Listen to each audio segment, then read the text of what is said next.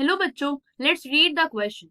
The question says two steel sheets each of length A1 and breadth A2 are used to prepare the surfaces of two right circular cylinders.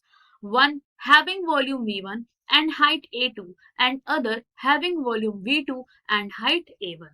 Then आपको बताना है यहाँ पे देखिए चार conditions दी गई, इसमें से कौन सा ट्रू होगा। अगर आपको स्टील शीट्स दी गई है जिसका आपको लेंथ A1 गिवन है एंड ब्रेथ A2 गिवन है, साथ साथ आपसे कह रहे हैं कि इसको यूज करा जा रहा है ताकि आप एक सिलेंडर प्रिपेयर यहाँ पे कर सके। ठीक है, दो सिलेंडर्स बन रहे हैं। पहले वाले का वॉल्यूम आपका V1 दिया गया है और इसकी हाइट क्या है आपका A2 है, और जो दूसरा सिलेंडर बन रहा है उसका वॉल्यूम आपका V2 है और साथ साथ उसकी हाइट आपकी A1 है। तो ये समझते हैं इसे हम कैसे करेंगे। ठीक है, देखिए सबसे पहले जो आपको यहाँ पे कंडीशन गिवन है उसे हम लिख लेते हैं। देखिए आपको यहाँ पे लेंथ गिवन है शीट की। ओके, हम लिख लेंगे length of each sheet is equal to what, ये आपको गिवन है A1। ओके, और देखिए जो आपको यहाँ पे ब्रेथ दी गई है वो भी हम लिख लेते हैं, breadth of sheet is equal to what, A2। इतनी बातें हमें यहाँ समझ में आ गई हैं। अब देखिएगा जो सिलेंडर का वॉल्यूम होता है वो क्या होता है, हम यहाँ पे लिख लेते हैं। वॉल्यूम ऑफ सिलेंडर का जो फॉर्मूला होता है वो आपका होता है पाई आर स्क्वायर एच। अब देखिए मैं दो केस गिवन है, सबसे पहले हम फर्स्ट केस के लिए यहाँ पे लिखते हैं।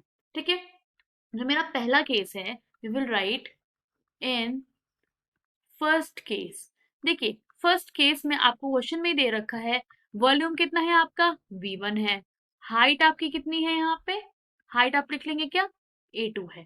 आप समझिएगा अगर हाइट आपकी A2 है तो मैं कह सकती हूँ ना कि जो लेंथ यूज हो रहा है इसको बनाने के लिए वो A1 यूज हो रहा है, तो it means I can just right कि A1 is the length. Okay, और जब A1 लेंथ हो जाएगा सो वी कैन से कि जो आपको सरकमफ्रेंस मिलेगा यहाँ पे, ठीक है, circumference of the cylinder, okay, this will be equal to what A1। अब आइए समझते हैं सरकमफ्रेंस यहाँ पे कैसे हम समझेंगे। सरकमफ्रेंस आपका क्या हो जाएगा, ये आपका होता है 2πr is equal to A1, क्योंकि इसी लेंथ को इस्तेमाल करके आपका सिलेंडर बनाया गया है। यहां से मैं निकाल लूंगी रेडियस जो कि आपको मिल जाएगा A1 बाई 2π। जैसे ही आपको रेडियस मिल गया, क्वेश्चन में आपको हाइट दी गई थी, सो आई कैन से कि वॉल्यूम जो इसका आ जाएगा, वॉल्यूम ऑफ सिलेंडर, देखिए इसका फॉर्मूला क्या, पाई आर स्क्वायर एच। अब देखिए पाई तो आप एज इट इज रहने दीजिए, ठीक है, और आप देख सकते हैं आर स्क्वायर अभी आपने जस्ट निकाला है, कितना आ गया A1/2 पाई का होल स्क्वायर, और इसके लिए आपको हाइट गिवन क्या थी A2।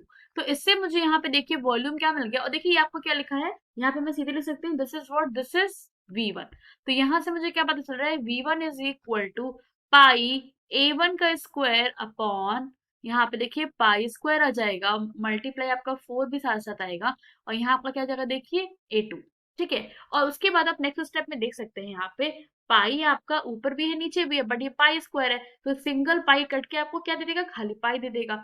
इट मीन्स मैं यहाँ पे देखिए ऐसा लिख सकती हूँ कि मुझे वैल्यू क्या मिल जा रही है यहाँ पे 4। देखिए अगर मैं यहाँ पे ऐसे मल्टीप्लाई कर दूं क्रॉस तो मुझे मिल जाएगा 4 pi V1 is equal to A1 का स्क्वायर एंड A2, है ना। इस तरीके से हम इसको क्लियरली यहाँ पे लिख सकते हैं। Okay, and we can mark this equation as 1। Okay, अब जो आपका यहाँ पे सेकंड केस अराइज होगा, ओके, इसमें आपकी कंडीशन थोड़ी सी चेंज कर दी गई है। वी विल राइट कि इन सेकेंड केस, ठीक है, देखिए सेकेंड केस में क्या है, जो आपका वॉल्यूम है इस बार वो आपका यहाँ पे हो जा रहा है V2। ओके, एंड आपकी इस बार हाइट क्या हो जा रही है, हाइट आपकी यहाँ हो जाएगी A1। ठीक है, तो हमें इतनी बार समझ में आ गया, जब इतनी चीजें हुई तो इट मीन जो इस बार आपका लेंथ होगा दिस विल बी व्हाट, जो लेंथ होगा, length will be A2। Okay, so again we will say कि जो सरकमफ्रेंस हो जाएगा, circumference of cylinder, okay, this will be equal to what, ये आपका होता है 2πr, और इस केस में फिर से हो जाएगा आपका 2πr बराबर हो जाएगा A2 के। तो इस वजह से आपको रेडियस यहाँ कितनी मिल जाएगी इस बार, A2/2π। बस जैसे ही आपको रेडियस मिल चुका है, क्वेश्चन में आपको हाइट भी दिया गया है, तो अब हम फिर से यहाँ पे निकाल लेंगे। अगेन जो आपका वॉल्यूम आ जाएगा, वॉल्यूम क्या होता है आपका देखिए पाई आर स्क्वायर एच, हम वैल्यू रखेंगे, देखिए वॉल्यूम इस बार V2 है, पाई एज इट इज रहेगा, रेडियस आप यहाँ पे रखेंगे A2/2 पाई का होल स्क्वायर, और हाइट इस बार आपकी कितनी हो गई है A1। तो हम यहाँ देखिए लिख देंगे पाई मल्टीप्लीकेशन A2 का square upon 4 pi square multiplication A1, और यहाँ कितना आ जाएगा V2। अब देखिए आपका पाई सिंगल कट के यहाँ पे सिंगल पाई यहाँ पे लेफ्ट होगा, ओके, और यहाँ जब क्रॉस मल्टीप्लाई करेंगे तो मुझे मिल जाएगा V2, देखिए ऐसे मिलेगा मुझे 4 pi V2 is equal to what A1 multiplication A2 का स्क्वायर। इसे मैं मार्क कर दे रही हूँ यहाँ पे इक्वेशन नंबर 2। अब आप समझ सकते हैं, देखिए मुझे इक्वेशन नंबर 2 ये ऑब्टेन हुआ, और ऐसे ही मुझे इक्वेशन नंबर 1 भी मिल गया है। अब अगर मैं दोनों को डिवाइड कर दूं, ठीक है, so I will write on next page, okay, on dividing equation 1 by equation 2 we get, यहाँ पे लिख देंगे 4 pi V1 is equal to what, देखिए 4 पाई V1 किसके बराबर था यहाँ पे A1 का स्क्वायर A2, और यही डिवाइड हो रहा है किससे, आपका 4 पाई V2 से, और यहाँ पे क्या हो जाएगा आपका, देखिए यहाँ आप लिखेंगे A2 का स्क्वायर A1। ठीक है, इतना हमें समझ में आ गया। अब आप समझ सकते हैं यहाँ पे क्लियरली 4 पाई देखिए आपका कैंसिल आउट हो रहा है, तो हमें मिल क्या रहा है, हमें मिल रहा है V1 upon V2 is equal to what, यहाँ पे देखिए A1 एक है, दो A1 ऊपर है, कैंसिल होके एक A1 बचेगा, और यहाँ कैंसिल होके एक A2 बचेगा।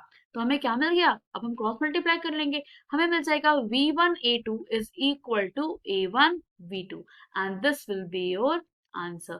ठीक है, तो आपसे इससे कहा गया था ना, आपको रिलेशन बताना था कि चार ऑप्शन में से कौन सा ट्रू है। तो आइए हम देख लेते हैं कि हमारे ऑप्शन में ये कहाँ पे लाई कर रहा है। ओके, तो आइए देखते हैं। यस, यहाँ पे क्वेश्चन में देख लेते हैं।